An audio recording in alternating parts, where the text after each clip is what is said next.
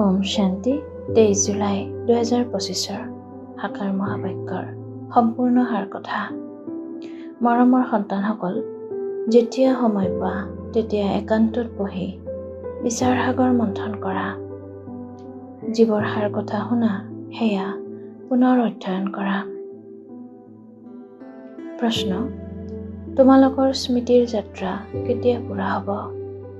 উত্তৰ: যেতিয়া তোমালোকৰ কোনো এটি কৰ্মেন্দ্ৰিয়ও প্ৰবঞ্চনা নকৰিব, কৰ্মাতীত অৱস্থা হৈ যাব, তেতিয়া স্মৃতিৰ যাত্ৰা পূৰা হ'ব। এতিয়া তোমালোকে পূৰা পুৰুষাৰ্থ কৰিব লাগে, নিৰাশ হ'ব নালাগে, সেৱাত তৎপৰ হৈ থাকিব লাগে। ধাৰণাৰ বাবে মুখ্য সাৰ: 1. ৰাতিপুৱাৰ সময়ত আধা ঘণ্টা বা 45 মিনিট বহুত স্নেহ আৰু ৰুচিৰে পাঠ পঢ়িব লাগে।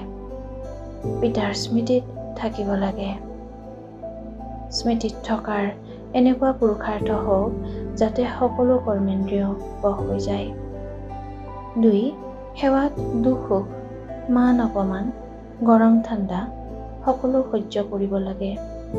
সেৱাত কেতিয়াও ভাগৰি পৰিব নালাগে।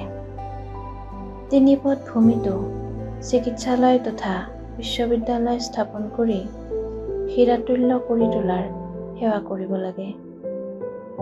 বৰদান: সঁচা আত্মিক স্নেহৰ অনুভূতি কৰাওঁতা, মাষ্টৰ স্নেহৰ সাগৰ হোৱা। বিস্তাৰ: যেনেকৈ সমুদ্ৰ তীৰলৈ গ'লে শীতলতাৰ অনুভৱ হয়, তেনেকৈ তোমালোক সন্তানসকল মাষ্টৰ স্নেহৰ সাগৰ হোৱা। যিসকল আত্মা তোমালোকৰ সন্মুখত আহে, তেওঁলোকে যাতে অনুভৱ কৰে যে স্নেহৰ সাগৰৰ লহৰে স্নেহৰ অনুভূতি কৰাই আছে। কিয়নো বৰ্তমানৰ জগতখন সঁচা আত্মিক স্নেহৰ প্ৰপাতোৰ। স্বাৰ্থজড়িত স্নেহ দেখি দেখি সেই স্নেহৰ প্ৰতি বিৰাগ আহি গৈছে।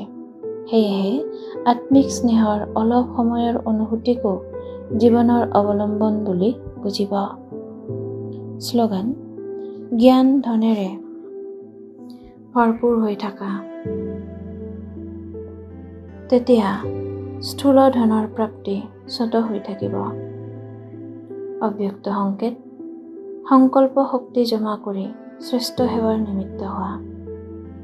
যেনেকৈ সত্যযুগী সৃষ্টিৰ কাৰণে কয় যে এক ৰাজ্য এক ধৰ্ম, তেনেকৈয়ে এতিয়া স্বৰাজ্যতো এক ৰাজ্য অৰ্থাৎ নিজৰ ইংগিতত সকলো চলোতা, মানে যাতে নিজৰ মত নচলায়, বুদ্ধিয়ে নিজৰ নিৰ্ণয় শক্তিৰ অস্থিৰতাৰ সৃষ্টি নকৰে, সংস্কাৰ আত্মাক নচৌতা যাতে নহয়, তেতিয়া এক ধৰ্ম এক ৰাজ্য বুলি কোৱা হ'ব।